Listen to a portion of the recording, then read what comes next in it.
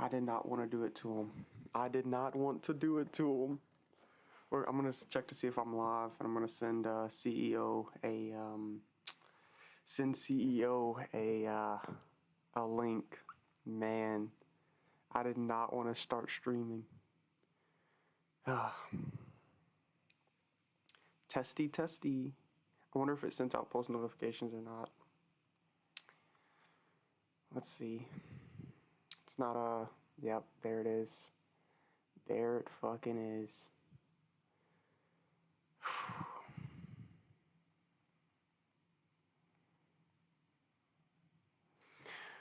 Okay, so I'm going to be trying to, I'm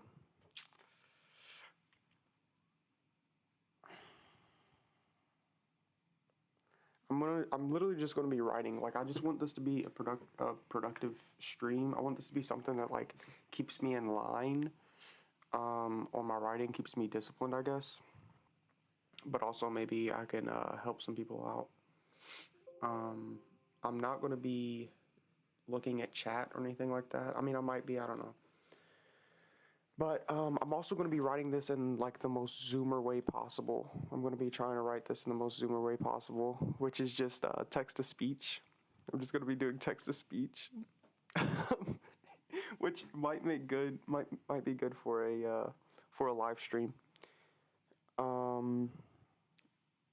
So I've been this book is meant to be just against the world, like it's kind of meant to be like a testimony of a sort, and to document my progress through all of my progress to Christ. And it's meant to be like 4 books in one. First one is against atheism, second one's against agnosticism, third one's against deism, fourth one's against Protestantism. And I guess it's going to be dated, I guess, because it's like for the time that I'm in. I'm going to try to be as objective as possible, but it's very centered towards the time that I'm in. And I've kind of been going about this not in a very orderly fashion at all. And maybe I should, but I was arguing with the fucking people in Christ Club. If you're from Christ Club, then you saw me in there. I was arguing with the people from Christ Club yesterday, and they made me want to start my Against Protestantism book now, because holy are these people lost. They are lost. I think.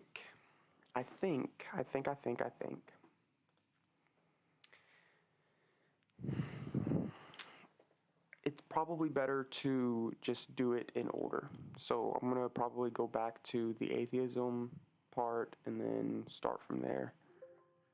I want to make sure that audio's coming through, which it is. It might be a little low, but it's whatever. So I'm going to go through what atheism is, chapter 1. And I'm skipping past and also I need to do this. And hopefully I finish this book and then publish it, and there we go. Hopefully I finish the book, publish it, and then it goes crazy. It goes sicko mode. Okay, book 1, Against Atheism, chapter 1, What Atheism Is. To say what atheism is has very many aspects. There is what it is today, what it started as, what the very many different views on it are, etc. I find that the best thing to do is to say what it is today and where it comes from. I will then explain different aspects to it. I go into the history of it. I think I was going to go to the very first atheist ever, but I couldn't really find any sources on that, so I figured it best to start from what I know. I'll start with like the mainstream atheists today: Christopher Hitchens, Richard Dawkins, Sam Harris, I never really got into Sam Harris. I watched Christopher Hitchens and Richard Dawkins stuff whenever they were early on YouTube. Down here, I think this is bad. The scientific atheism is based on a few principles. Firstly, democracy. Secondly, evolution. Thirdly, and then I stopped. I think it's bad to just to do that, because I would do the first three principles and then after those principles dissect each principle. I don't think that's the right way to do it. I think I should just dissect every principle once at a time. I should be like, okay, well, it's built on democracy. It's built on this viewpoint of evolution. Because I want to attack. If you believe in atheism today, then I want to attack that idea. And if you are a Christian wanting to convert atheists, then I want to give you a good, solid foundation to be able to do that. And so you can learn from example. So it's probably best to just say, here's the view of democracy. Thirdly would have been scientism, but here's a view of democracy. Here's why they believe it so much. Here's why it's wrong.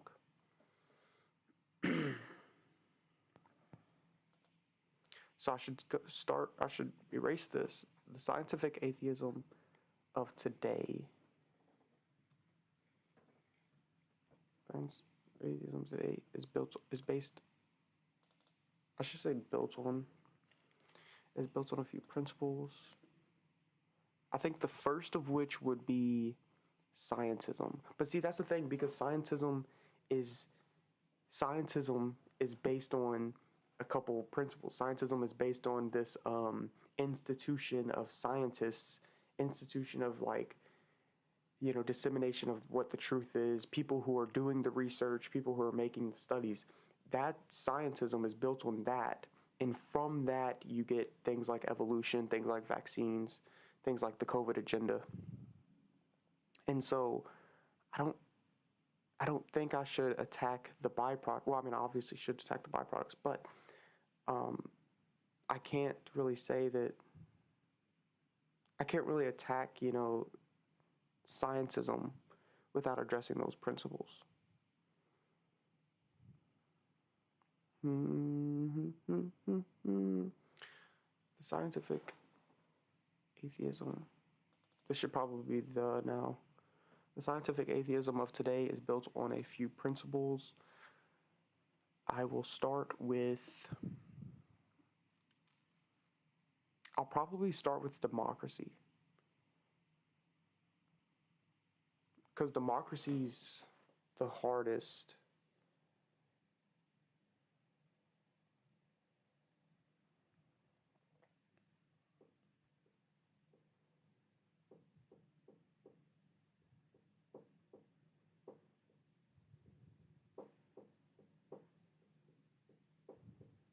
Yeah, because I can't say scientism is built on. I can't say scientific atheism is built on a few principles, of which scientism is one of them, of which it's built on. That one's built on another few principles. Doing this recursive few principles over and over and over is bad.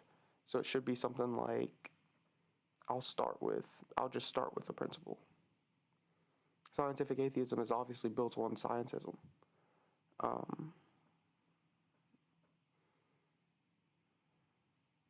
To go into those distinctions gets too little. So I should probably start with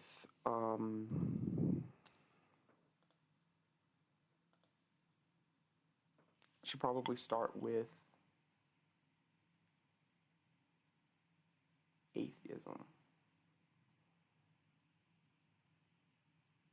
Well, because they act as if their non-belief in God is like reasonable or scientific, right? So you've got to start there.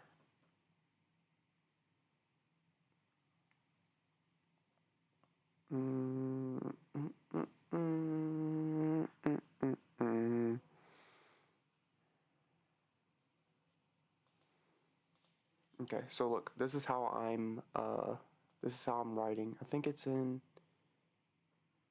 forget where it's at. It might be design. It might be review.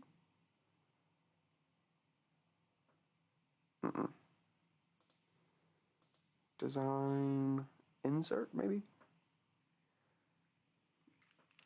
Let me see if I can find it. Home.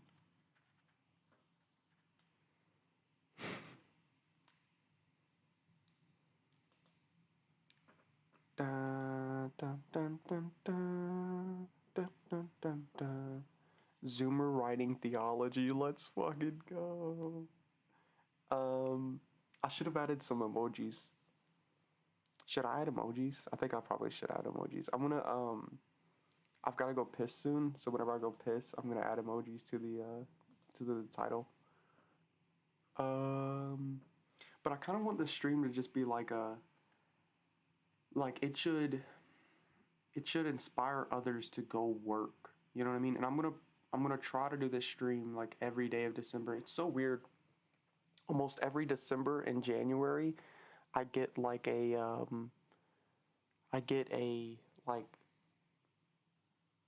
inspiration to go work harder. You know, I get an inspiration to go work harder every December, every January. And the worst months for me are like July and August. Maybe that has to do with numerology and astrology and shit like that, but I don't know. Like this time last year, I was trying to write a book. Actually, no, this time 3 years ago, I was trying to write a book. I think it would have been 3 years ago, I was trying to write a book. 2 years ago, I was trying to live stream me making a game. And it just seems like it's always like that. A year ago, I was trying to make myself record videos. It just seems like it's always like that. It's just one of those reoccurring things that happen in life, I guess. It's like a cycle. And I can't find the I can't find the text to speech. I can't find the text to speech.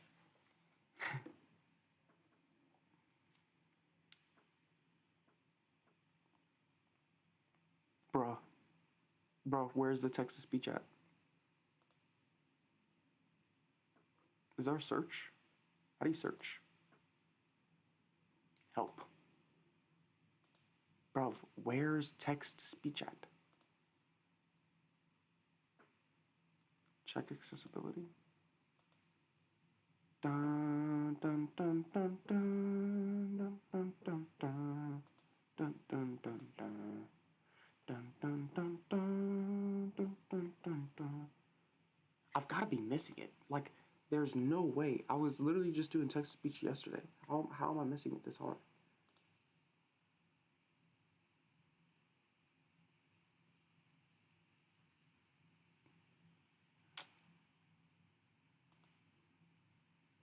Bruh.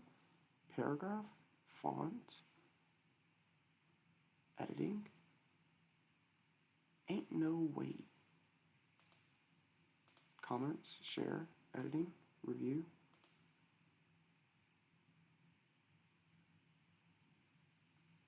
Bro, I'm dumbfounded. I mean, this is like the most retarded thing.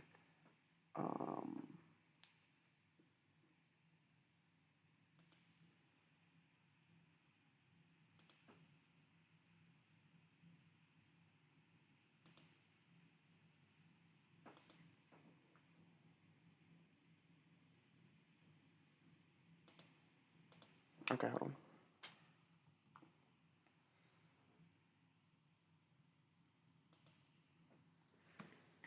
Okay. Speech. How? Use the text-to-speech feature to read text aloud. No, that's not the one I'm looking for.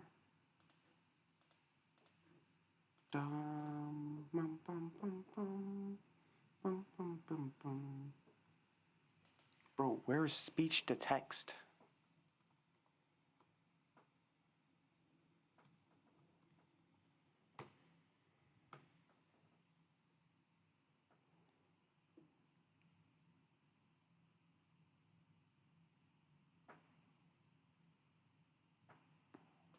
Okay, dictation. Bruh. That's what I'm looking for, though. That's what I'm looking for.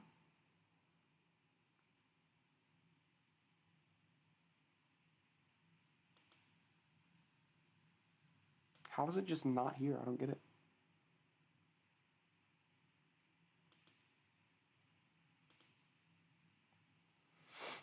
All right, whatever. I'm gonna go piss and then add emojis to the title and then come back and it's gonna be here. I promise.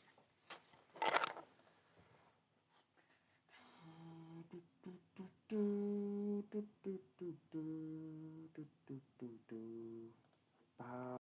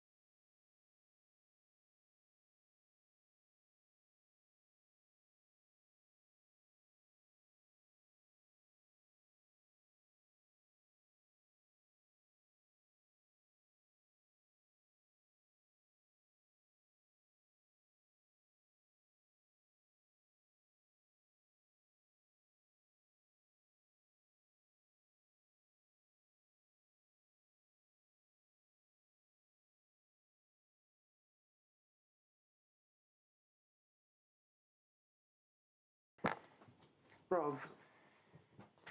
Okay, so the stream's not popping up on my phone, and also the fucking Google is saying that the dictate option is at home.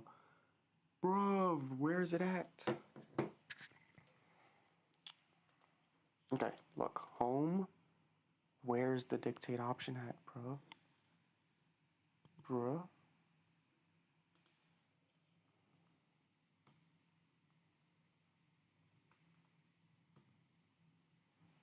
Office dictation. There. Okay. There it is. We found it. I don't know why that took so long. Where is it at? Okay. The scientific atheism of today is built on a few principles. Okay. I will try to dissect every single one of them.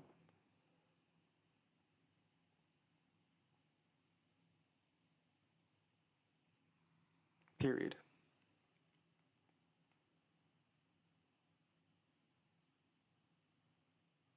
Backspace. Comma. Starting with scientism. Period.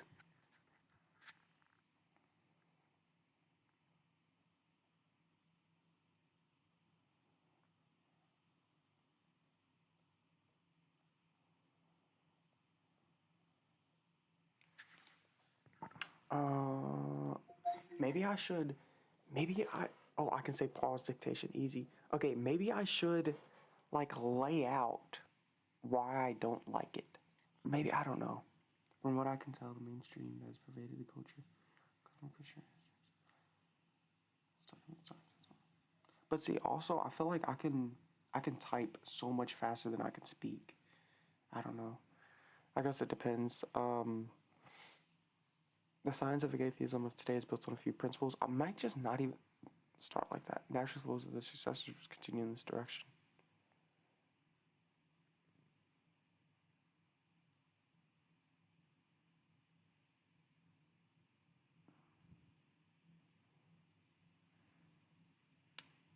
I should, yeah, okay. Putting the mic down. Actually, I've gotta keep the mic. Okay, maybe that works.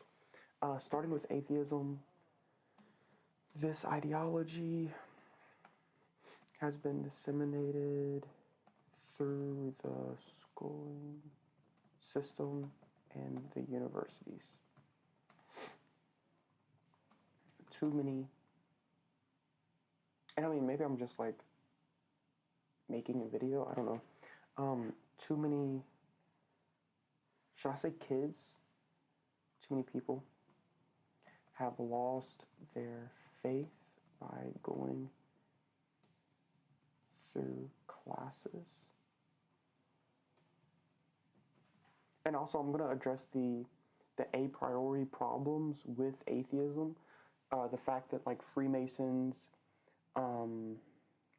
satanic individuals, tried to and did take control of the American schooling system for their own benefits. I think it was in the 1960s or 1970s. Some rich person of indistinct religious background said that he wanted to control the minds of the American youth. Too many people have lost their faith by going through classes and being told to. OBS Studio just said it's disconnected, and then it said it reconnected. Maybe Wi-Fi went out for a little bit. Too many people have lost their faith by going through classes and being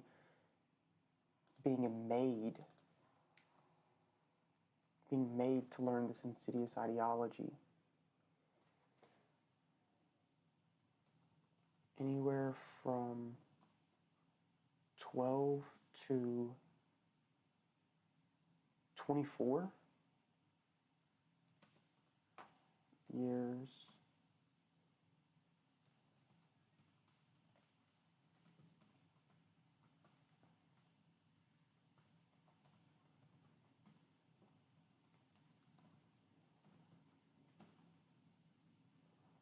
I need like a word for needless. Has solidified certain ideologies, have needlessly, anywhere from 12 to 24 years of obedience, training, and repetition, have needlessly solidified certain ideas.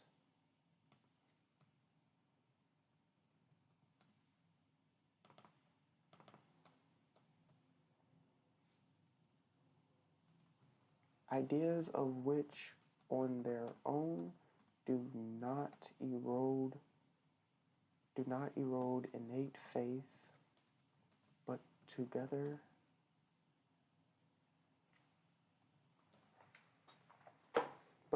do. And so this sets me down a line to where I go through each scientific principle now. Okay. So now I should do tangent 1, evolution. And I'm going to have to go up to, I think up here 16, so here I can do 14. 14, tangent 1, evolution. I don't know why it's a completely different everything, whatever. We'll go back to Arial. Aryans in the skies. Yeah, tangent 1, evolution, and then, oh, I should not do that, and I should put a space here. Tangent 1, evolution, and then, okay, good. The first of which, I need to take it back down to 12. And I'm also doing bold probably because I'm autistic. The first of which ideas was evolution.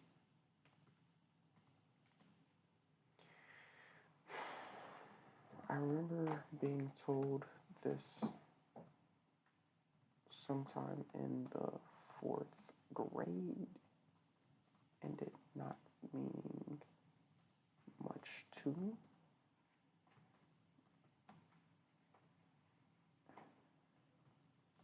I still had to get questions right. I still had to answer.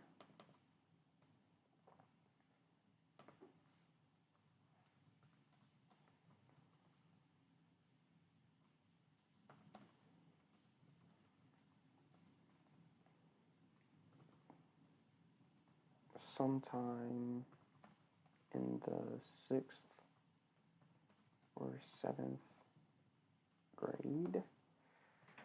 Sounds like I'm the slow reader in the class. It sounds like I'm the slow reader in the class. Fucking okay. Sometime in the 6th or 7th grade. In the 6th or 7th grade, evolution became a sticking point, which eroded my faith. I fought to argue against.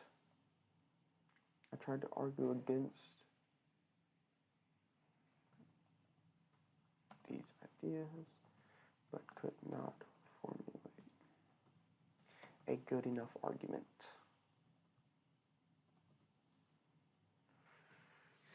Okay, so evolution, I remember evolution being introduced in the 4th grade. In the 7th grade, it actually took effect. And now I must explain what evolution is.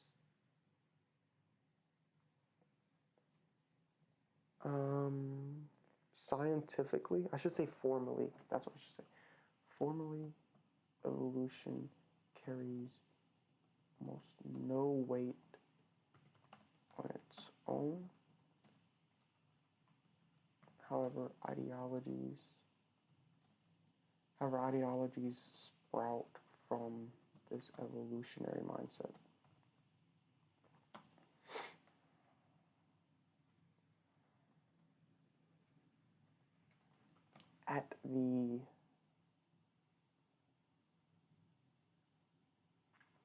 When evolution was introduced into the schooling system, it was introduced very hard, and then it became softer.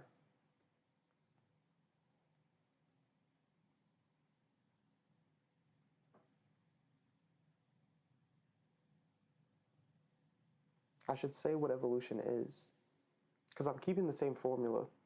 I assert something, I say what it is, I go into a deconstruction of it.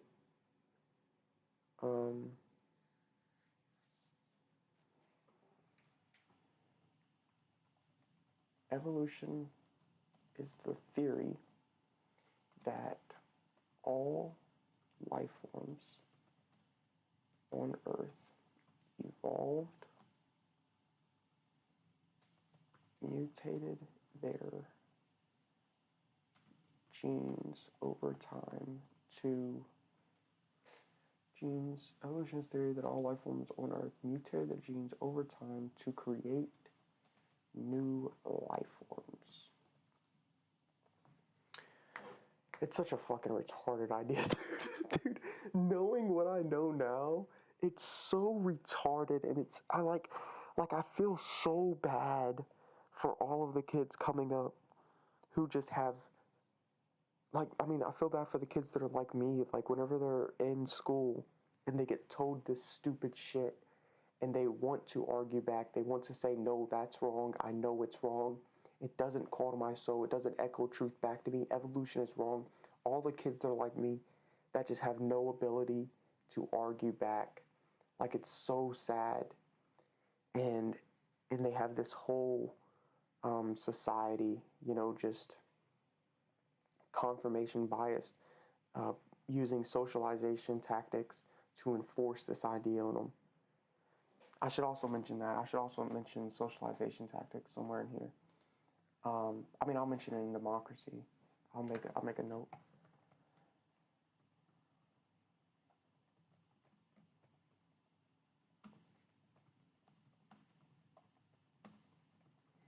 Democracy sucks, dude. It's so fucking bad.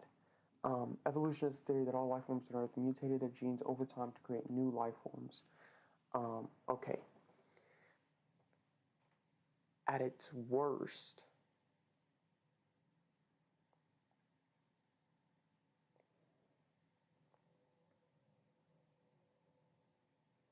I think that's a good starting point. Should I start dissecting it now? Because I'm done doing the dictate thing, okay? The dictate thing, fuck it, dude. We're just gonna go back to trying. Let me see if the stream has popped up and if I can add emojis now to the title. The dictate thing, we're just done. We're done trying to do the dictate thing. Evolution is the theory that all life forms on Earth mutated their genes over time to create new life forms. The scholastic approach and what I got from this book right here. The Metaphysics, I don't know how I can see that, let me pull up, yeah. Oh, it's also backwards. The Metaphysics of Evolution by Father Chad Ripperger. He lays out a scholastic approach to evolution, which is that you start from first principles of thought and logic. Things like the law of non-contradiction, the law that you cannot give what you do not have, things like that completely disprove evolution. So if you start from first principles, evolution is not an idea that you can even have. I don't know if I should start there. I don't know if I should explain these principles or just utilize them, because I could just say that, but if I assert these principles, then it may be worse, because then it's just the same as doing what they're doing. Should I prove these principles? But they're self-proving. They're self-explanatory principles.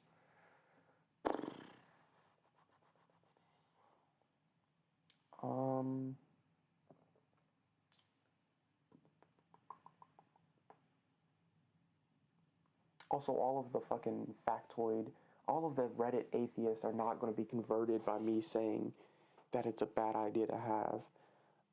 They might be converted by the democracy stuff, but yeah, I think I should probably work within their frame before I work without it.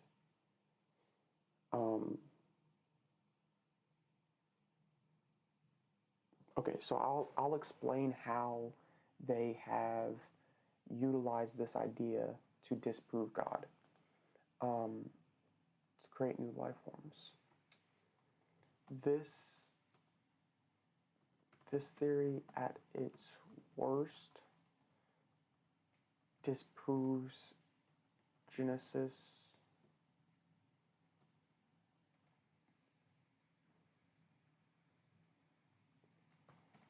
the creation argument.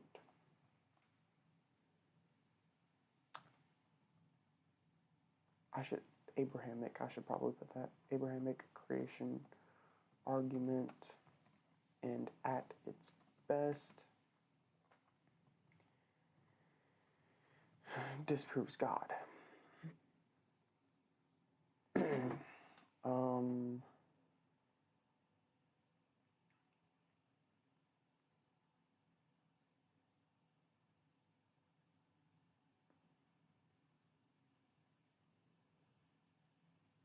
Oh, also, if you didn't know, Satan has obviously been trying the same game plan over the past 2,000 years. And also, I wanna make a metaphysical argument in deism, probably. Let me write that down. Whenever ideas come to me, I have to just write it down because otherwise I'll forget. Metaphysical mold.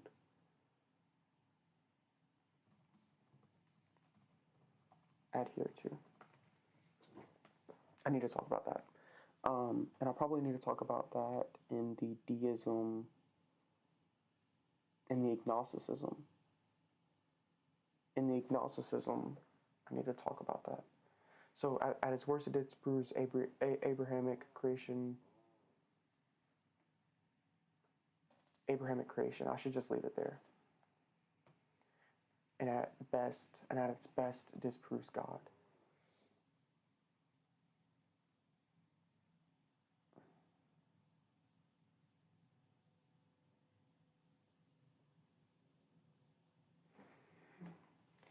In the schooling system, it is treated as fact and never explained why it is still a theory after 300 years. I could put 250, 1750s. I think, yeah, it'd be 250. It never explained why it is still a theory. The atheists are obviously going to say that, oh, well, the strongest form of scientific explanation is a theory. Fucking idiot retards. Why it is still a theory after. Oh yeah, I was about to say this. I can feel myself becoming like more close-minded. Like I can feel myself. I don't want to say close-minded because I still try to understand other people, but I just can't. Like whenever you understand that you will never get somebody else to understand that you understand them, that's like the black pill right there, dude. That's like the fucking end of the road black pill. Because whenever you're arguing with somebody, trying to get them to understand, I've been in your shoes before and I know more than you do. I've been in your shoes before and I have explored more than you have, and I have found truth which made me have to move positions. You will never get anybody to understand that. And it's like the most blackpilling thing, because every single thing I am built on, every single idea that I've ever had has been built on the disruption of that. You know what I mean? Like every time I have found a new truth and moved away from it, that's what caused me to do it. And people will you'll never get somebody else to understand that.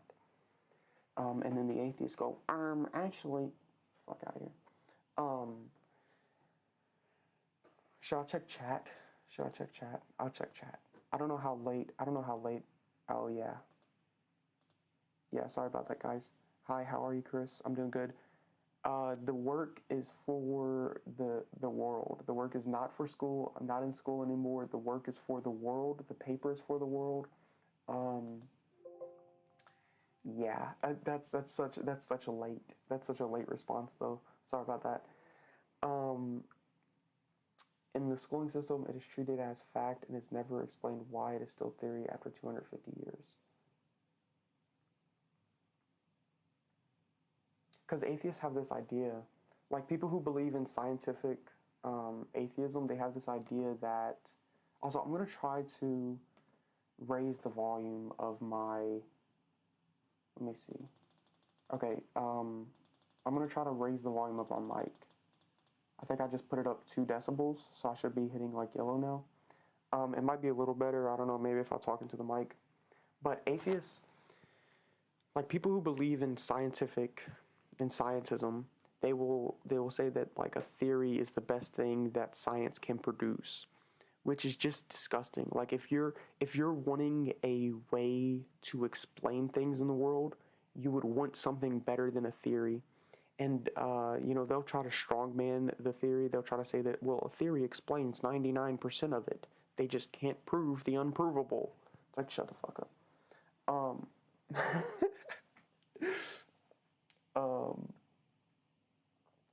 So yeah, so should I address that is my thought process right now. Should I address the thought that a theory is more than what I'm letting it on to be?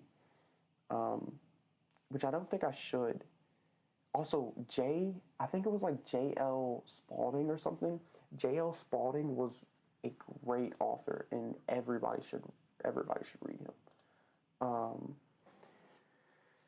This theory, at its worst, disproves the Abrahamic creation, and at its best, disproves God. In the schooling system, it is treated as fact and never explained why it is still a theory after 250 years. Early morning grind session, and never explained why it is still a theory after 250 years.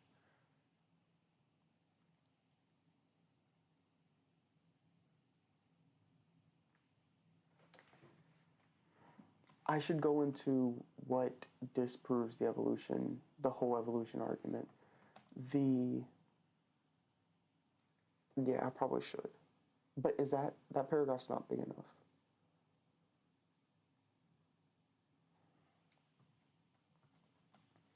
The first of many nails in the first of many arguments against evolution is that of the first of many arguments against evolution is that of, does that sound good? I don't think that sounds good. The first of many arguments against evolution is the missing link. Yeah, I should just do that. Is the missing link. The missing link. Should I say you could research it yourself? I don't think I should. This analysis observes that humans in the archaeological field of science have never discovered a missing link between, I think that's what it is, between any two species. So yeah, so I'm working within the evolution mindset. So I want to, if you believe in evolution, I want to work within your mindset and destroy it, and then I will come outside of your mindset and show you reasons why it's wrong, to further hammer home. Because I think that's what they did whenever they destroyed our faith. I think they worked within Genesis and they said, oh well, this is bad, and then they said, oh, and religion was created to control the masses. It's fucking retarded. So archaeological field. This analysis observes that humans in the archaeological field of science have never discovered a missing link between any two species. They have only discovered the bones of particular species. They have only discovered the bones of particular species. Yeah. This means that there is no evidence to support evolution. There is no historical evidence to support species evolving into another species. Okay. Also, the argument where you say like, oh, well, if evolution is real, why are monkeys still around and humans are too? If humans come from monkeys, why is that a thing? They have accounted for that now. The new atheists are smarter. The new atheists have more, logic behind them. So they'll use like the split off. They'll use like the split off idea, I guess. And so they'll say that like humans split off and then apes split off and all this shit. It's dumb. You got to be a retard to think it. They have only discovered bones of particular species. This means that there's no historical evidence to support species evolving into another species.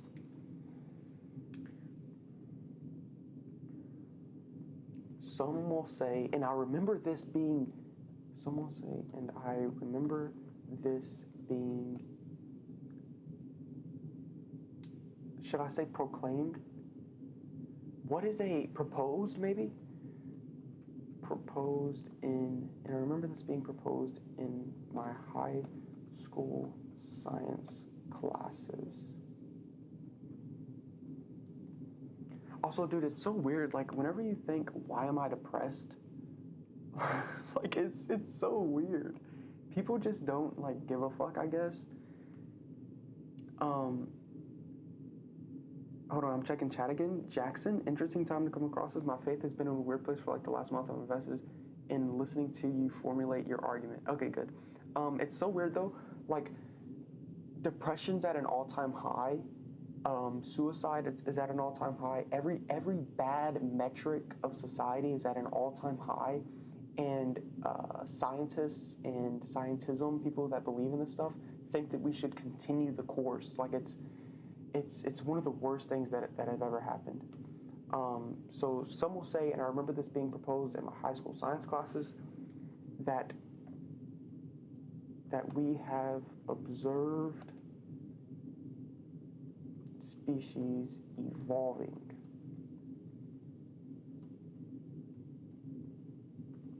That this evidence supports evolution. So the thing here is, I remember in high school being told about some fishes in the Great Lakes or something, that their lifespan was like 12 months. I think they lived 12 months. And so over the course of living 12 months, or over the course of like 6 or 7 generations, they went from having red skin to having blue skin. They went from having, a certain eye type to having another eye type. And that was like, here's evidence of evolution. And that was like put in our face. And then we had to answer questions on a test about it. I remember that. And one argument that you'll hear from atheists is that evolution is true because we have observed species evolving. Simply because we have observed species evolving does not mean we have observed species evolving into different species, right? We may have observed humans getting taller, but that doesn't mean that humans have come from apes, right? We may have observed apes being stronger, having more muscle density in jungles as opposed to deserts. We may have observed fishes changing their eyes over time. That does not mean that we have observed fishes turning into whales, and will it never mean that? And so I need to formulate that into the paper, that this evidence supports evolution. And if you get into like the metaphysical, if you get into like Plato, like if you read Plato and Aristotle, they have this idea of the perfect form. And so this perfect form idea, there's a perfect form of a fish, and this is what that book I brought up earlier talks about. There's this perfect form of a fish, there's this perfect form of a, any idea you could think about, the perfect form of a chair, the perfect form of an elephant. And the idea is that the perfect form put into reality will never, the reality will never adhere to the perfect form, but that perfect form does not change. So a fish can never change into an elephant, never. It doesn't have it within it to change into an element. It's akin to saying that you can pay me $100 million whenever you don't have $100 million. If you don't have it, you cannot pay me. There is nothing within a fish that a fish does not possess an elephant inside of it, so it can never create an elephant. You can say it can create a worse fish. You could say it can create a better fish. It can adhere to the perfect form of a fish better, but it can never create an elephant. It doesn't possess it within it. It doesn't hold it. And so I've got to find a way to, thread that in. That's the next step in my paper. Some will say that this evidence supports evolution. However, it only supports what humans have known and observed for thousands of years. And I think I should just write what I literally just said. Because I'll talk about the perfect form. That's like a metaphysical proof, and I'll talk about that later. I'll talk about the perfect form. I'll talk about the law of non-contradiction. All of that later. For now, I want to still work within their ideology. That this evidence supports evolution. However, it only supports that humans have known and observed. It only supports what humans have known and observed for thousands of years. A fish can and will adapt to its environment, as will everything else.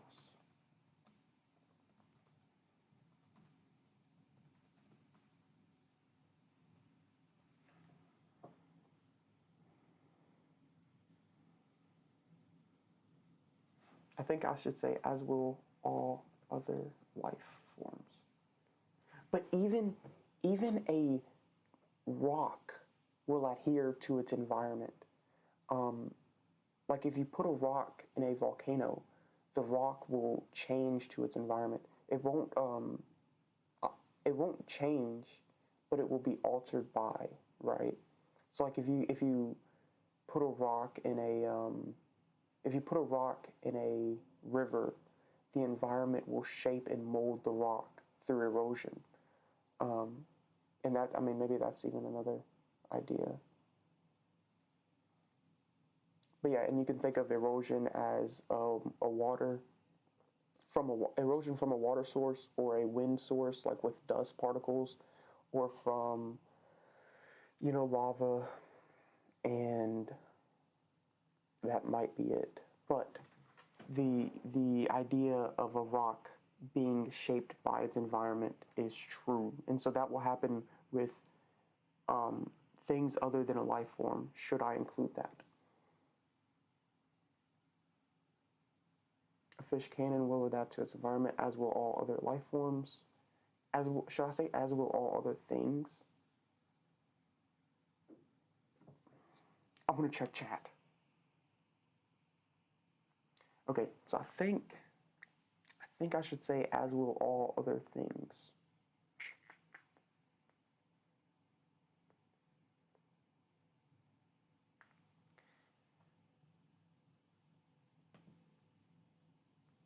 I'm going to say life forms. No, I think I should say things.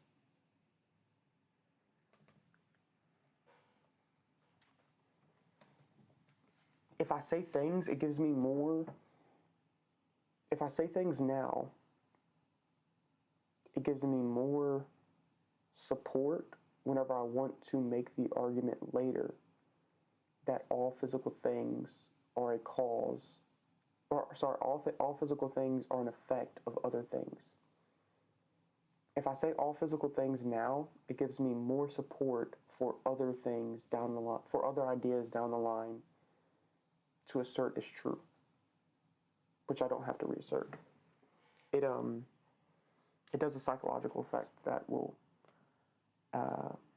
lend credence to arguments down the line. Okay. Remember, the evolution argument is that a fish will evolve into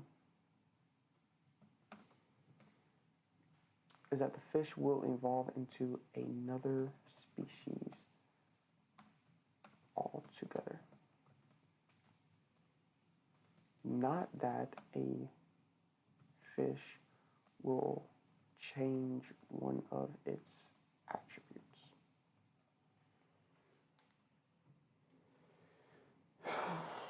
I think that's good.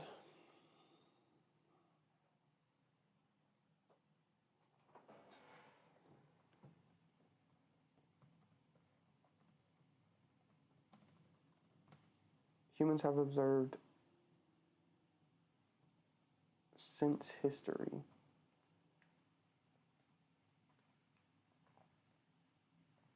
life forms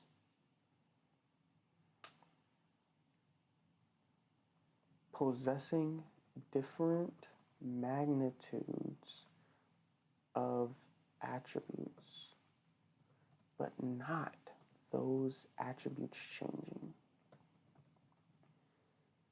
Okay, so something else I want to make, I should probably make it here. I should probably make the argument here, which is that evolution takes a straw man of the creation argument and it utilizes that to beat creation. And evolution is taught to minds which cannot think of ways to counter evolution. So one of the things that specifically here is that Christians have always said, and if you look at the likes of Thomas Aquinas, St. Augustine, going all the way back to Plato and Aristotle, and I know they're not Christians, but whatever, going back to Plato and Aristotle, it asserts that whatever thing you're talking about has attributes.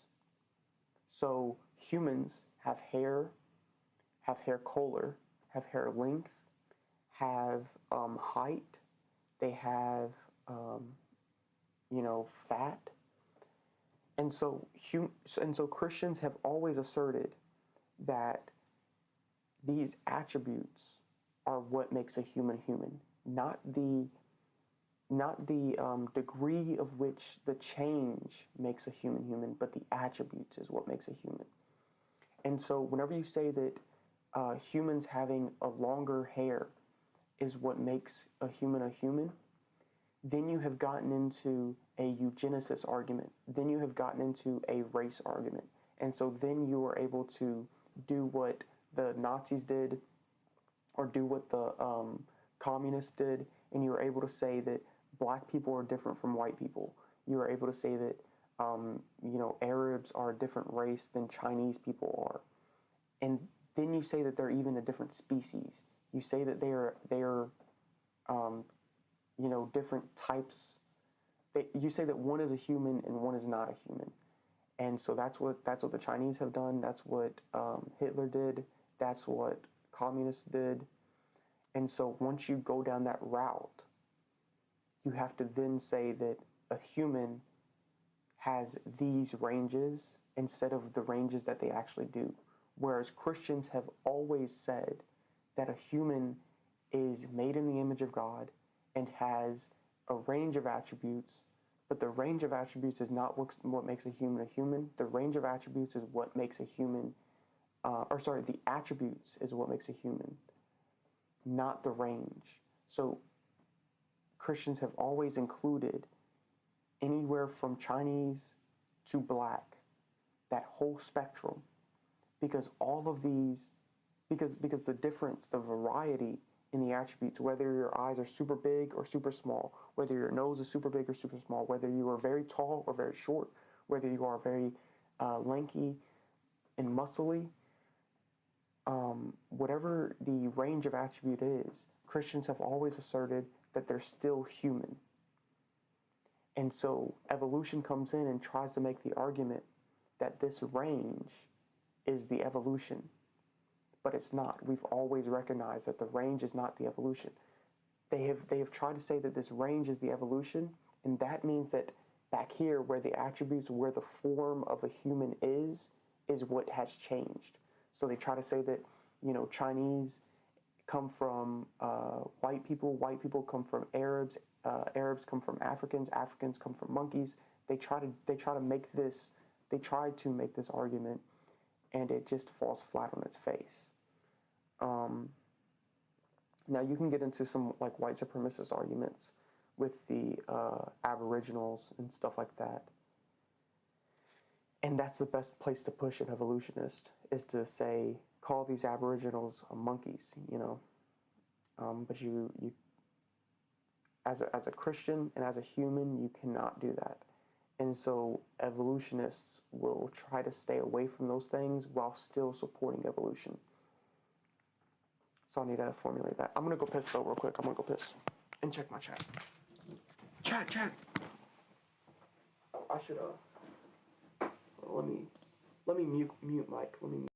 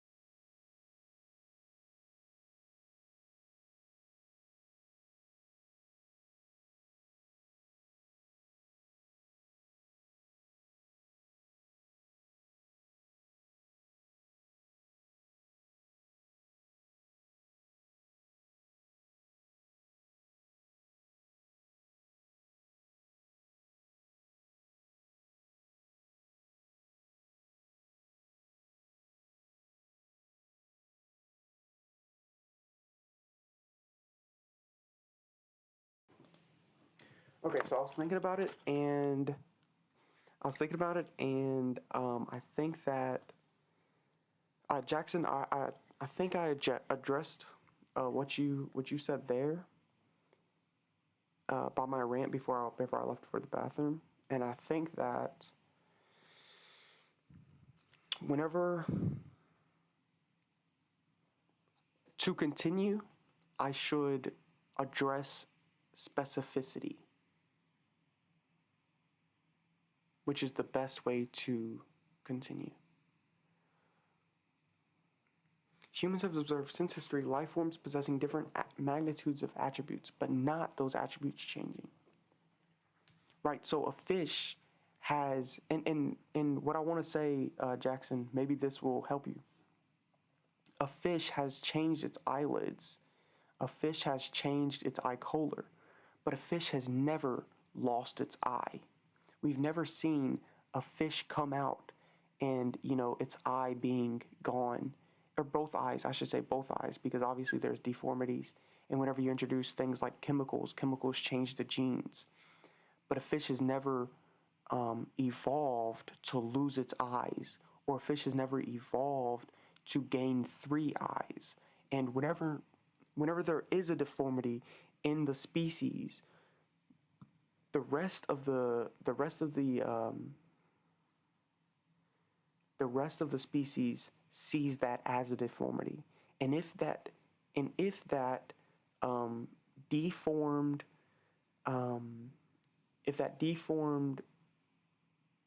animal, I guess, like if that deformed instance creates offspring, the offspring then try to re-adhere to the species. So you see this in things like, for a very specific example, if you get like midgets is a deformity, and whenever midgets have babies, the babies will try to conform to the species. And obviously it doesn't work out very many times, but you will have midgets producing offspring that are more in line with humans than they are with midgets. We see midgets as a deformity, and most of the time, humans don't want to procreate with midgets. Only midgets want to procreate with midgets. And the evolutionists will try to come in and say, "Oh, look, midgets. That's another species." Evolutionists will try to come in and say that midgets are another species, completely, entirely outside of the human species. And so Christians must be there to say, no, midgets are still human. So that's the thing. Or say, let's check chat. Or to say that humans came from monkeys has always been interesting because how they are so intelligent and share so much in common with us. You can teach a monkey to play games and dance. Now that is just strengthening the brain, but I'm sure that over millions of years with the environment shifting so many times, creatures also had to learn to live in these environments. Yeah, exactly. And something I wanted to say is the thought that you can teach monkeys to use tools. Neil deGrasse Tyson even points this out. I saw a short where Neil deGrasse Tyson was saying that you can teach monkeys to use tools, but they, at the very best, monkeys are still only using tools like a 4-year-old toddler is. So like the best of the monkeys can do what the worst of the humans can do. Like Stephen Hawking could use a tool more efficiently than a monkey could. So stuff like that. So I'm going to try to put all of that into words now. I'm going to try to put all that into the paper now. And also, you actually brought something up that I want to make sure I hit on, which is, and I don't know, I should probably put this back here. Something I want to make sure I want to hit on is the world, the age of the world, because that's another aspect of evolution, which is that they say that if species change over time, and if the world has been around for billions and billions of years, then everything goes back to one species evolved over billions of years. So if I address the age of the world, because I personally don't believe that the world has been around for billions of years, I think that that's just a lie. And that must be true for evolution to be true. So that's another thing I'll get into. And that's another part of the scientific worldview, but it's whatever. So humans have observed life forms possessing different magnitudes of attributes, but not, and instead of saying life forms, I should say species, but not those attributes changing. This then leads us into a question of specificity. This then leads us into a question of specificity. For thousands of years,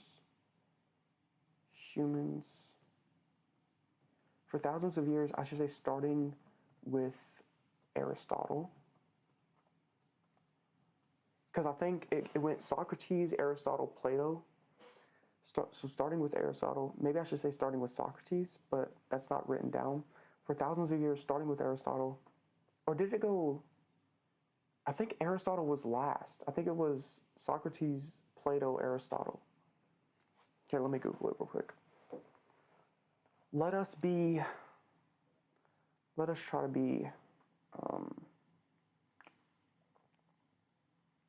be specific with it. For thousands of years, starting with Aristotle. Oh yeah, so.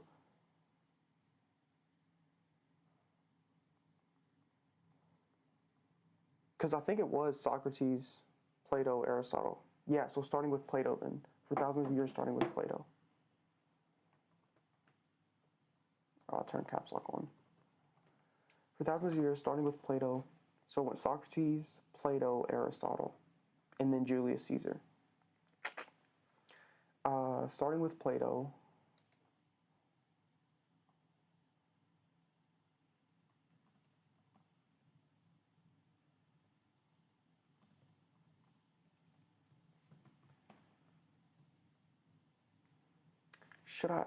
We have been specific?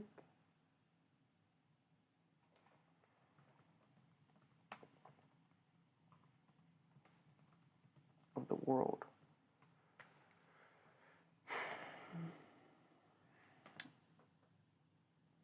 Starting with Plato, we have been specific in our analysis of the world.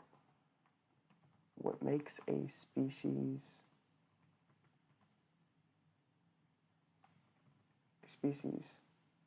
has never been the magnitude of the attributes. I shouldn't, but I'm just repeating myself now.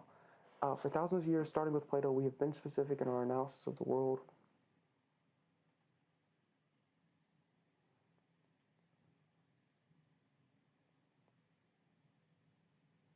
The majority of Christians, I should say,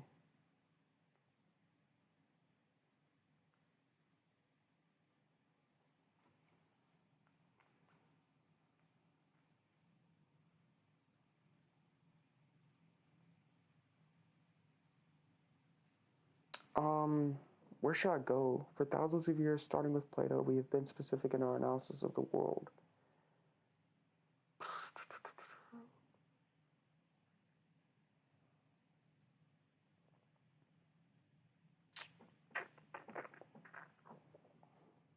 Okay, I'm just gonna attack. I'm gonna keep attacking evolution. Evolution contends on a. Evolution depends on the obscurity, probably. Obscurity. It's too many of the. Depends on the obscurity of the mind of the.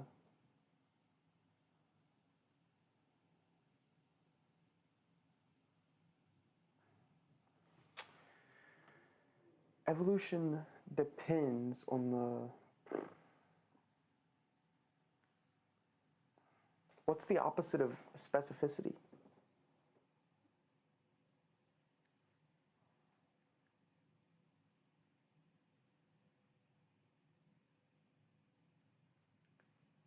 I guess it's general. Depends. No, but like. I would just say like unmature. Like you haven't matured in your thought. You haven't developed specific thought, and so you're immature. You're immature. Undeveloped. Evolution depends on the non-specific. It would just be general, wouldn't it?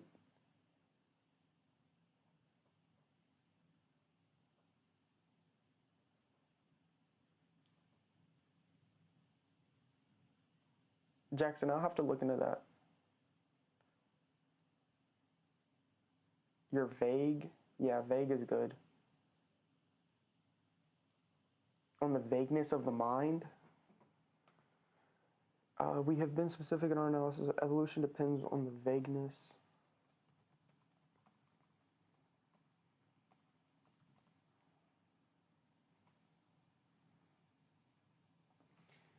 Depends on the vagueness of the mind. Once you start to define what a species is and what evolution and what a species is and what change is,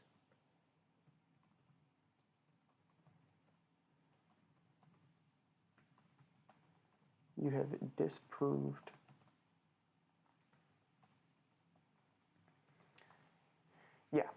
I don't think, which I mean, obviously you can do it. It is a possibility.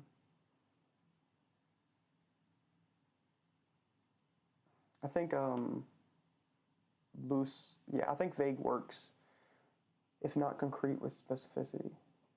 Loose would be good too. But I think that obviously it's a possibility that you can define evolution, species, and change in a way that is egregious. But I don't think that you can define them in a way that is logically coherent and still think that evolution is a like true idea. So I think it's okay to assert that.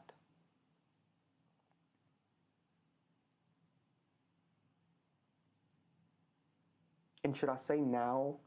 Because evolution depends on you not being able to be specific in your mind. Evolution depends on them saying it's a species changing from one kind to a different kind. And so when it depends on you being a child, it depends on you not thinking about it and just taking it as fact, because you don't know what a species is yet. You don't know what change actually means. And so whenever you don't have those definitions set, then you're very pliable, you're very malleable, and your mind isn't able to work with definitions. You know, your mind isn't able to contend with these contradictions. And so you have to take the new idea in, and you have to disregard the old idea. So I think it's something like that. It depends on you being vague. It depends on you being a undeveloped child. And if you're not an undeveloped child, if you try to define these things, then it will lead you down a path of disproving evolution. Whenever you try to be consistent with your definitions. So I think that's fine to leave it there. Maybe I should give a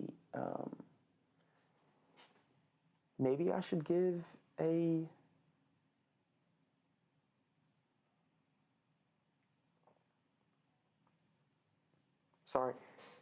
Maybe I should give an example.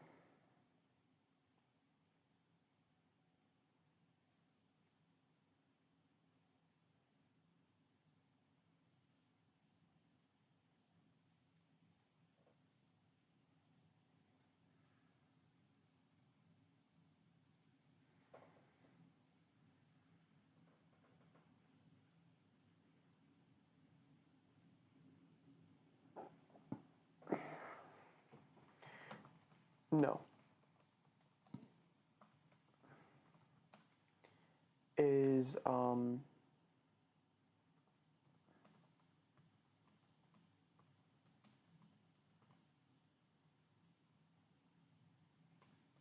and the funniest thing to me is whenever, like, if I said it is no wonder that evolution is taught to kids and taken as fact, there's like 26, 27, like 30-year-olds that are in college learning about science, learning about evolution, and they think they'll be like, oh, well, I'm not a kid. Like, you're still in university. In all your life, you've been in university. You've done nothing but university. You've done nothing but college. Like, the thought that university is where you become an adult. You become an adult. You become specific in your thought. You mature outside of university. There are 20-year-old kids in university, and they're being taught evolution. They're being indoctrinated, and so are you. And the thought that you are the pinnacle, and this is like the whole synthesis, and something that the Catholics did back in the, like, I think it was 1800s, might have been 1900s, early 1900s. They said that modernism is the synthesis of all heresies. And so in the general public sees university and scientists as like the pinnacle of human excellence. They think that if you're going to Brown University or any Ivy League school, they think that you are the top of the top. They think that you are the most learned person in society. And it's a retarded thought. And in the same breath that they say that, they will also say that experience matters more than anything else. They will also say that a single exception disproves the rule. They'll say shit like that. And it's like, being in university and being a scientist, which scientists, by the way, are just universities. Like all of the studies that people quote, they say, oh, Brown University released a study. That's just fucking undergrad students. That's just university students who have never left the university.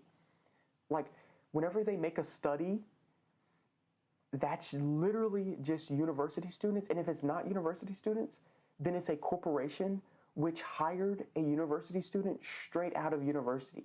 They spent 4 to 8 years studying science and then went to a corporation like Pfizer, Johnson & Johnson, one of these pharma companies, one of these scientific research companies, which is funded by the government, and they went to these, organizations, and then they did a study, and they found a conclusion.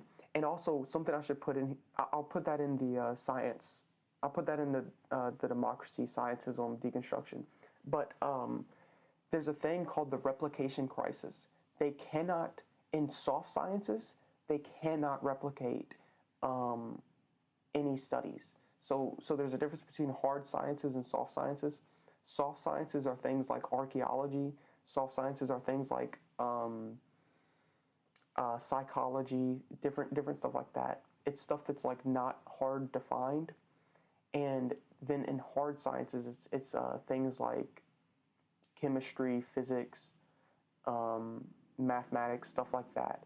And so the hard sciences are easily replicated, although even they have replication crises whenever it comes to humans. And then the soft sciences, where they're doing studies of human psychology, studies of human biology, those have a replication crisis, which is that they cannot repeat studies. If they find a study that says, 80% of humans have intestinal tract DNA or whatever the fuck, if they find a study that says that, they cannot repeat that study. And so that one study is what they must use to prove their conclusion. And whenever they try to repeat it, it does not work out. If they say that, humans have like for instance, they'll say like caffeine increases human performance, right? In one study, they'll be able to find that caffeine increases human performance by 75-80%. But then in another study, they'll find that it only increases it by 5 to 10%. And so this repeatability crisis, this replication crisis, is like tearing a new one in science. And it's because they'll never figure it out. They will never figure it out. But it's because of the diversity of humans. Whenever you have, yeah, exactly. Whenever you have like a diversity of people in your society, it's very hard to repeat studies. It's very hard to do studies over and over. Whenever you are, getting 40 British and 40 German and 100 Italians or 100 Spanish, whenever you're getting this diversity of people, it's hard to keep in line with the same thing. But whenever you have, every single person in the study is Mexican Spanish, then it's easy to do a study and it's easy to get repeatable results because their genes are similar. But whenever their genes are different, it's hard to get the same results over and over. But whatever. Back to the writing. So no wonder that evolution is taught to kids and taken as fact. Once we have, I don't know if this is a good enough deconstruction of evolution, but I'm also not trying to completely destroy evolution. I'm just trying to increase doubt, because I don't believe in evolution, and I don't want it to be something where I'm trying to disprove evolution, because I also don't think that evolution is wrong. I'm not trying to get you on one of the extremes. I'm just trying to get you to an indifferent point of view. I'm trying to get you to a point of view that says I don't know. I'm not willing to trust them and say that it is real, and I'm not willing to completely deny it. You know, once I've got you to the indifferent point of view, then you can start to see both sides. Then you can start to see what really is a fact. So I think this is good enough to get a thought. And if I have any more ideas about evolution, I'll come in after the fact. But I do want to get into the a priori. Well, I guess I have to talk about the age of the world, don't I?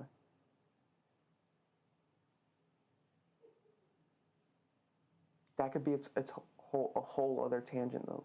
Because I could do evolution and then age of the world into another tangent and then into scientism. Because it's a good progression. So then before I leave evolution, I want to talk about the problems a priori.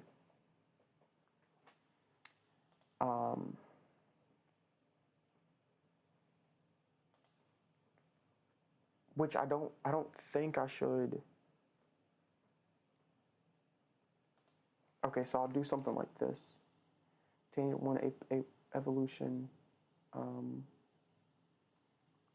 part 1 within, and then part 2 without.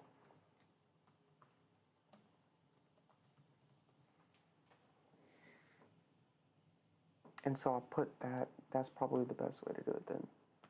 So then I do part 2 without, and then I say,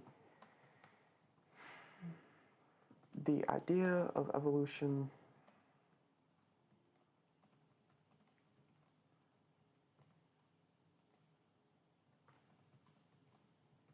and if you didn't know this, it's pretty crazy to actually look into. There are early records during the Islamic Golden Age, and I think it was like I guess it would be like 870 AD. In 870 AD, year of the Lord, Anno Domini. There are early records during the Islamic Golden Age around, should I say around? And I should probably say in the 9th century. Yeah, yeah.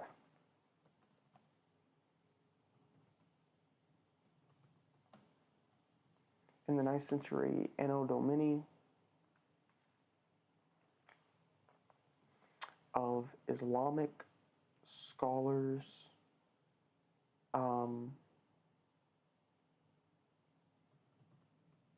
proposing this idea of evolution. And the common thread there is Freemasons. So Freemasons have basically been around since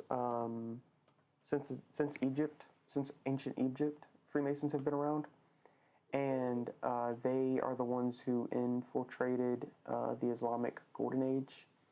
They became Islamic scholars, and they proposed this idea of evolution.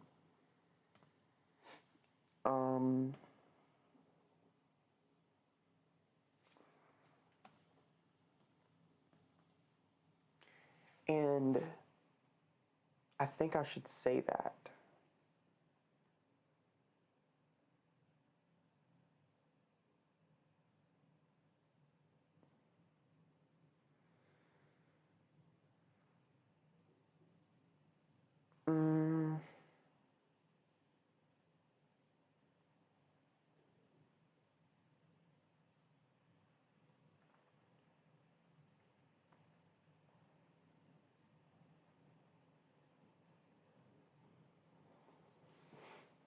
No, I don't think it's worth it to say it.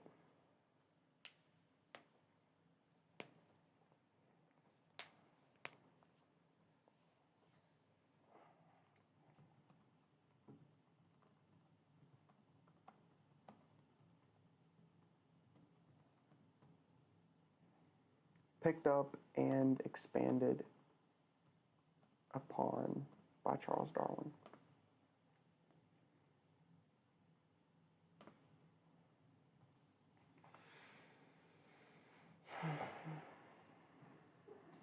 It wasn't, however, until the 20th century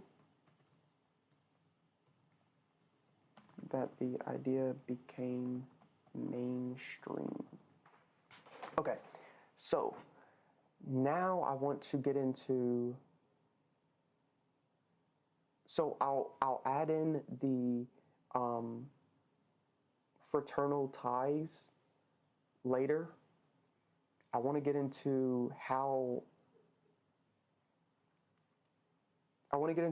evolution and scientism was introduced into the consciousness.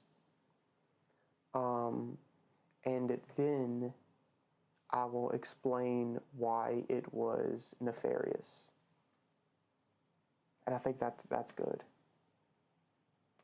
And I don't know how long should I don't plan on doing anything else today. So I might just be writing for like 12 hours. We'll see.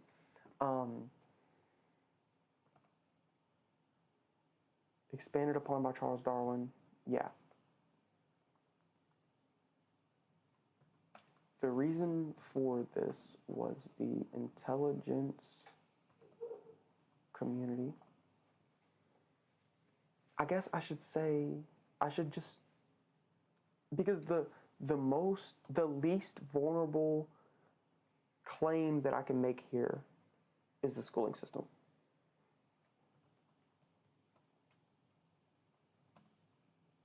And I should say United States, obviously. People don't realize how new these ideas are that they believe in. And I'm going to get into that in my later analysis, but I've got an outline. But one thing you'll hear atheists say is that, oh, well, you're only Christian because you were born in a Christian society, or they'll say that you're only if you were born in the Middle East, you would be Muslim, or if you were born in India, you would be Buddhist or Hindu. And so it's basically like this idea that you're a product of your environment, and they don't realize that they're a product of their environment. They don't realize that they're only atheists because they were born in an atheist world. And the only thing that really overcomes this is the fact that there's only one religion, which is worldwide. There's only one religion which goes all the way from China to Europe to America. And that's the only religion that overcomes this idea. Whereas atheism is only a Western thing. Atheism is only in Europe and America. And of course it is. Because atheism comes from Protestantism, but it's whatever. I'll get into that in the Protestant article.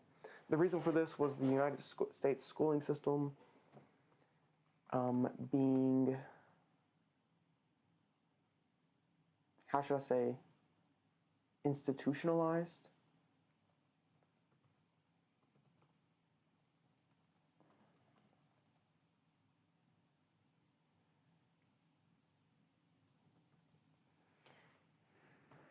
Because before the 1900s, schooling was not compulsory, which means that you did not, as a child, you did not have to go to school. They made schooling compulsory. They made it to where, as a child, you have to go to school, or your parents get fined, or your parents get locked up, et cetera, et cetera. And so once they made it compulsory, then they introduced ideas of, then they introduced bad ideas, and then they taught it to all the children.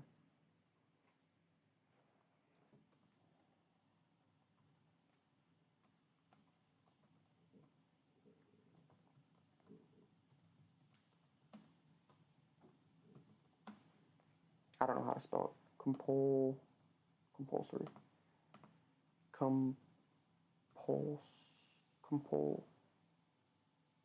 Is it like that?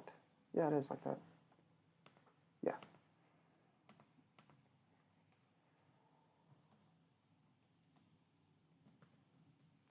And I guess I should use some facts. So I don't really want to like just search up facts. I don't want this to be a fact-based book. I want this to be like a mindset book. Like it will change your mindset, but I can utilize facts, I guess. Because otherwise, if the more facts I use, the more it will be ridiculed, you know? But whatever.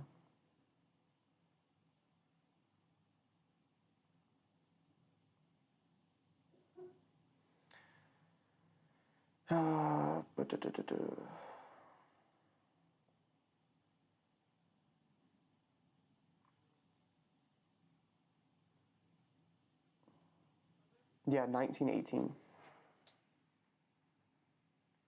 It was made compulsory to attend school nationally in 1918.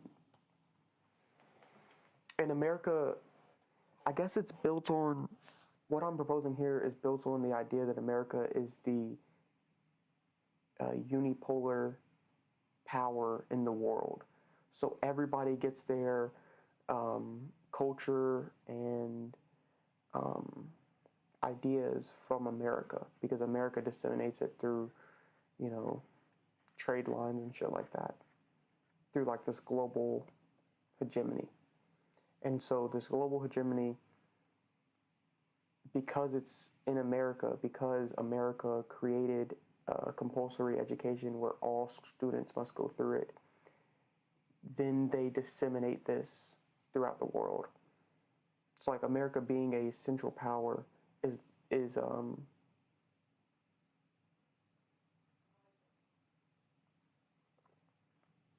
this argument is contingent on America being a central power.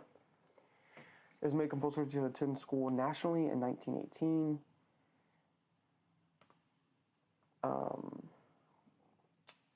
So in 1918, everybody was made to attend school.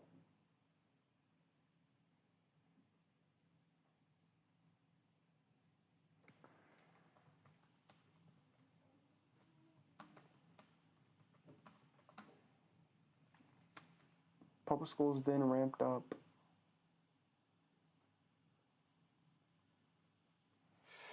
The reason for this was the United States schooling system being institutionalized in the 1900s. It was made compulsory to attend nationally in 1918.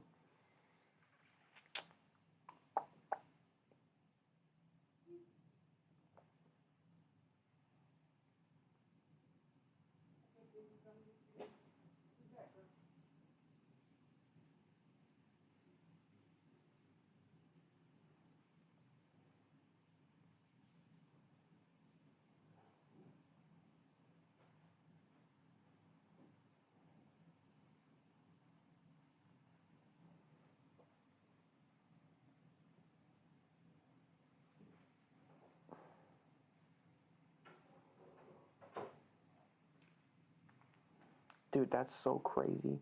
85% of students go into public schooling.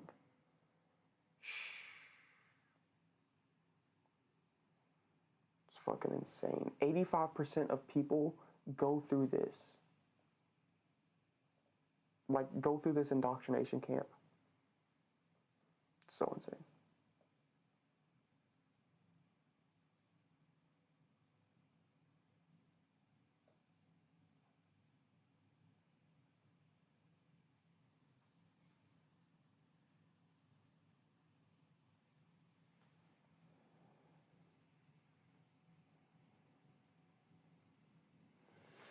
I'm trying to look through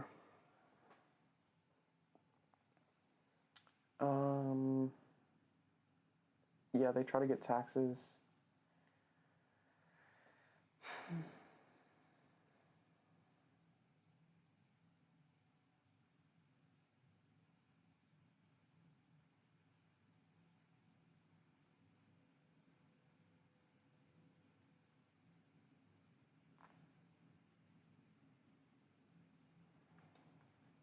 I'm trying to look through for facts about when it was standardized, when there was a standardized, teaching for the schooling system.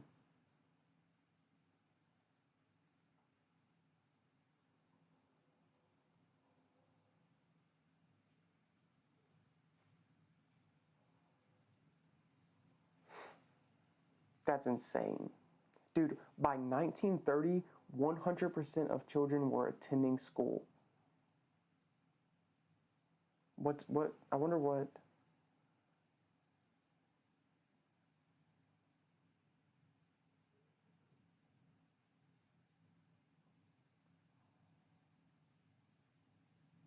Oh my gosh, 1938, 6 years of elementary school, 4 years of junior high school, and 4 years of high school. That's insane, dude. Imagine being 18 and getting out of school. Like, here's how you know we are the most fucked up country. Like, we have been so subverted. I think in Europe, you stay in high school until 16 and then you go to university. And then university is 16 to 20. We get out of university at 22.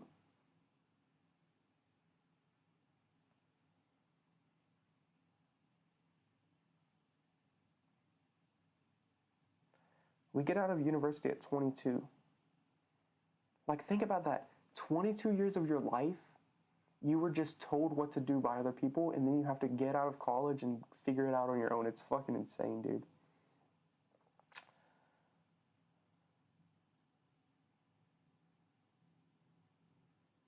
In 1975, the Education for Handicapped, the Higher Education Amendments of 1972. Yeah, I think that's what it is. National Commission on Excellence.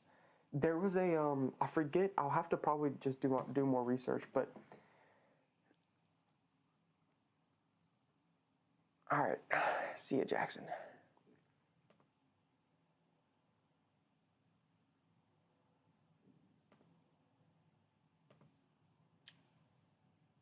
Public schools, then it was an aid to...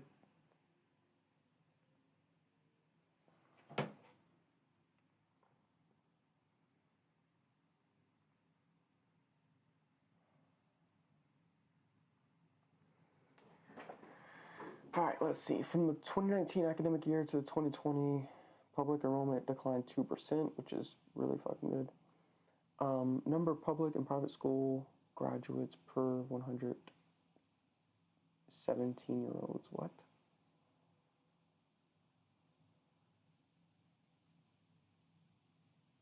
To 1991 to 92. That's not what I'm looking for. High school attendance and completion. Elementary and secondary enrollment as a percentage of 5 to 17-year-olds by level. Okay, yeah, that's good. By 1930, it did a huge... Bro, by 1950, almost 80%, 90% in elementary, 110%.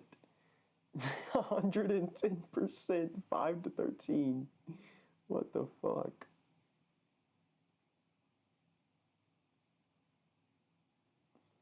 Five to 17-year-olds. So by 1930, it was almost 100% of 5 to 17-year-olds in elementary and secondary enrollment. That's insane.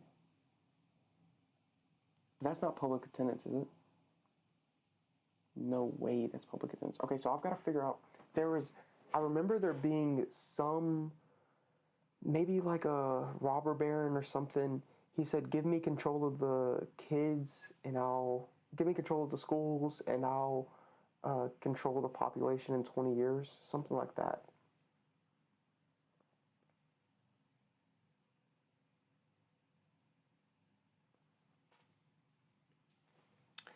Let me see.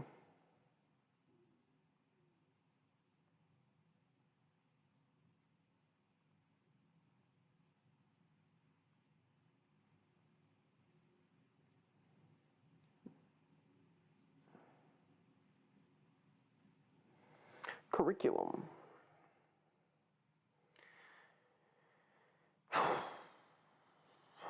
The Department of Education.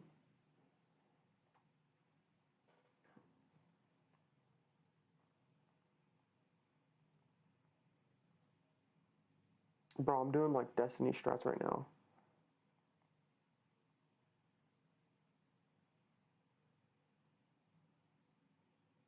Founded in 1979. Fuck out of here.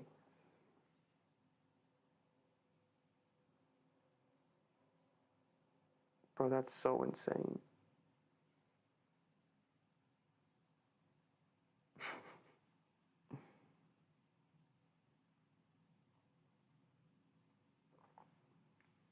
(1953), yep.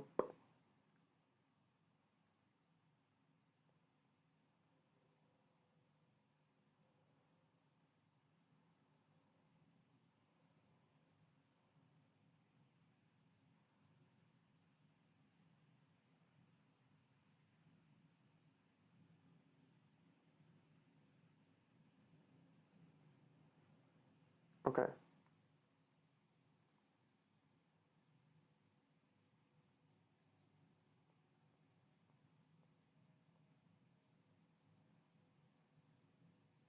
Okay.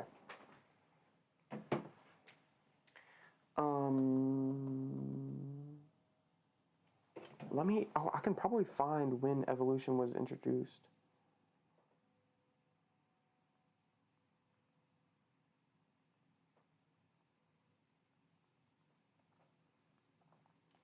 (1957).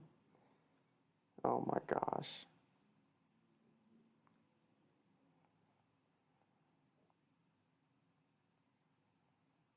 That's insane. In 1968, they overturned the laws that banned the teaching of evolution. Holy, bro, I can probably look into that, and there's probably a lot more to do with that. Okay, so is made compulsory to attend school nationally in 1918.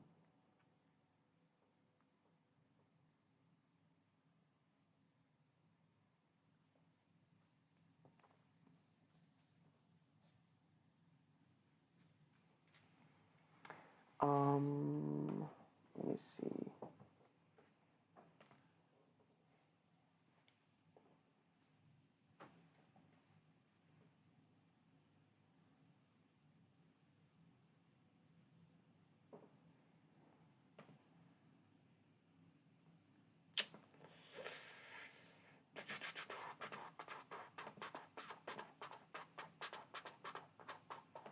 Where should I go from here? The reason for this was the United States schooling system being institutionalized in the 1900s. It was made compulsory to attend school nationally in 1918. By 1930, almost 100% of children attended some type of school with. But what? Okay, I've got to fact check. 1930, public school.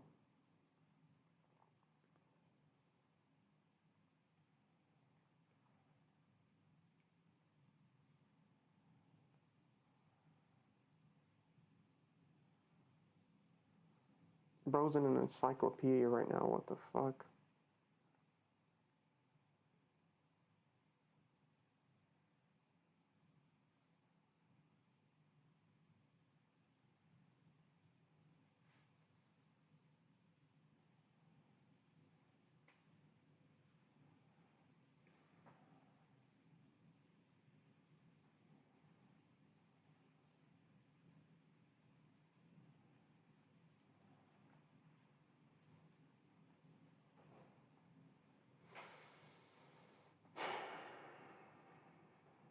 Okay, I'm just not going to get an answer. 73%.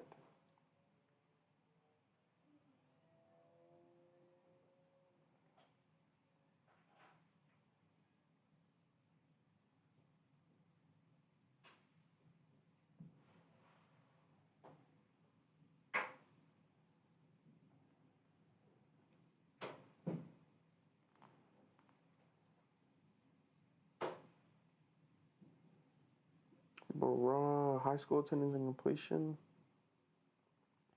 I'm not going to be able to find it, I don't think.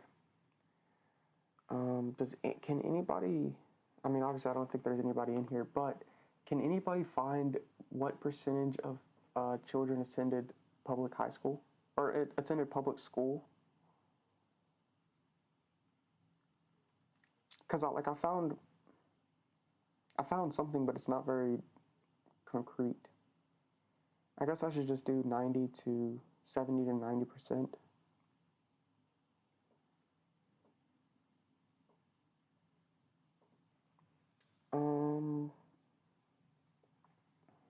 As a percentage of elementary enrollment. But that's not public though.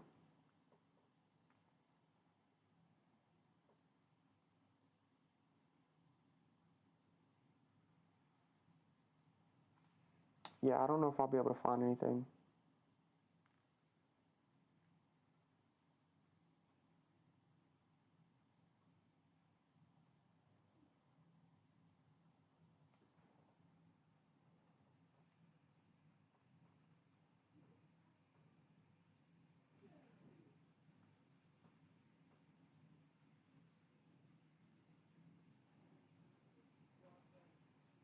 I can find 2009 to 2020.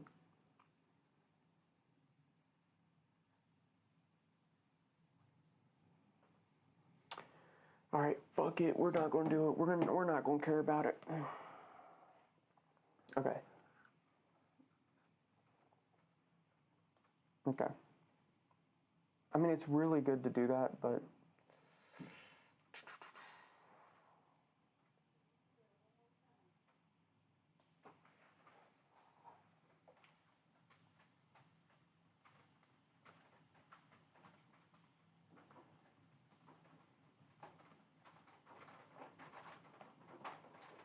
it's raining with 79% of children attending public schools.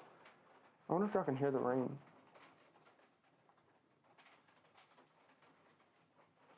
I think I'll do, how long have I been live? 2 hours? Wait, why am I recording?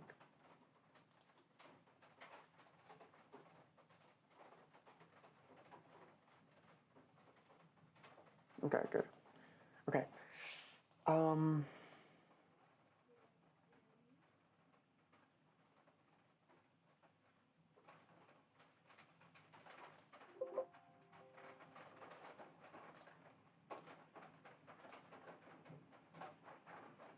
Almost bugged it out.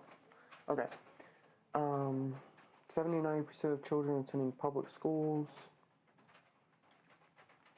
in 1953, I think it was. It was either 53 or 58. The Department of Health, Education, and Welfare.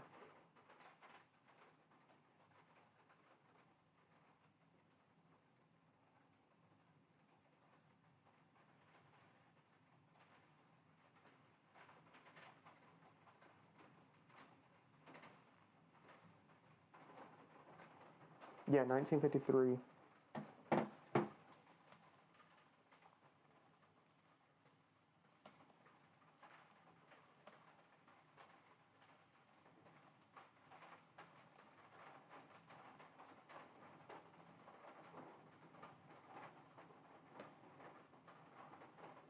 And set a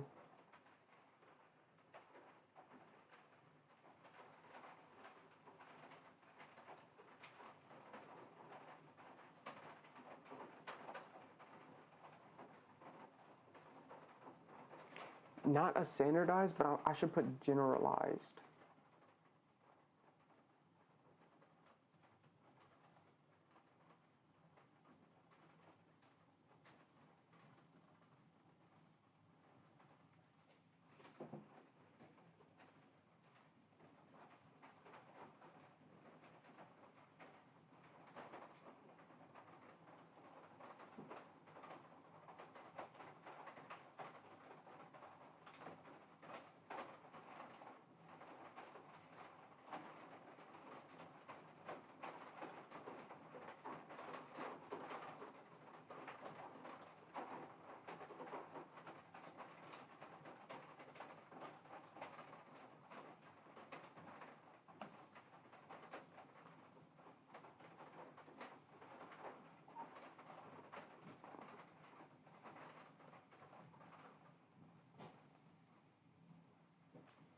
Okay, so in 1968, the U.S. Supreme Court overturned the laws that had banned The teaching of evolution.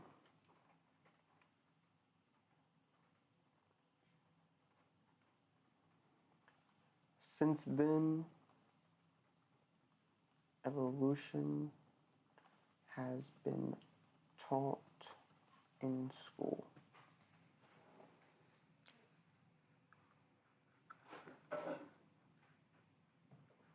This is all just conspiracy theories. I'm just gonna be fucking written off as a schizo, bro. Swear to God.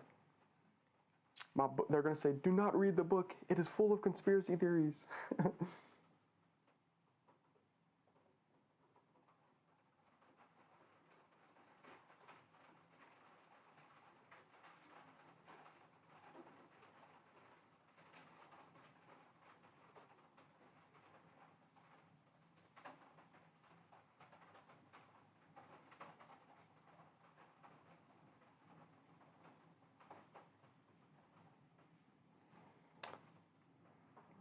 Man,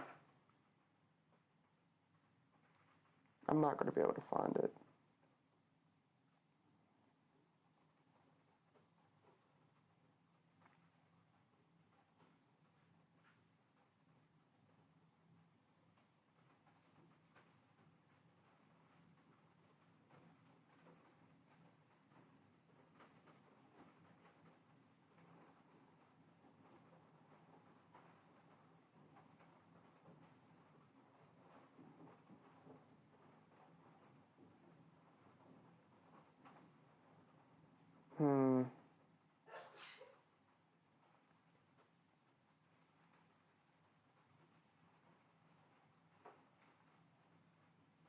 Okay.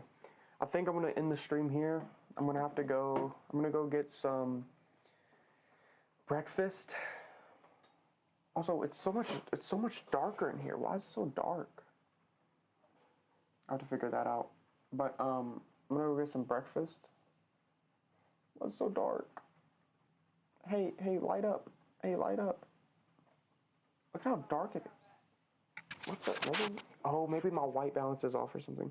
But I'm going to go get some breakfast and do my research so I can put more facts in here. I've got to figure out who said the quote, and I've got to figure out what they did, when they did it, and all that stuff. So, adios. Good stream for today, though. 2-hour stream.